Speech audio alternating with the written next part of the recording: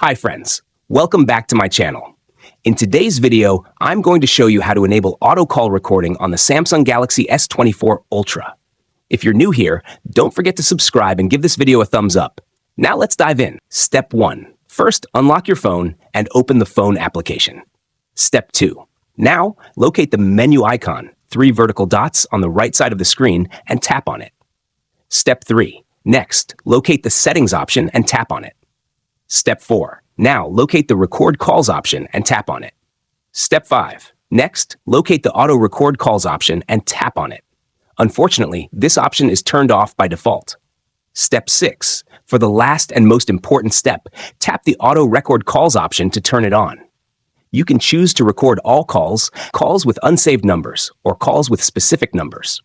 For this tutorial, I'll select all calls. If you found this tutorial helpful, don't forget to give it a thumbs up and subscribe to my channel for more great tips.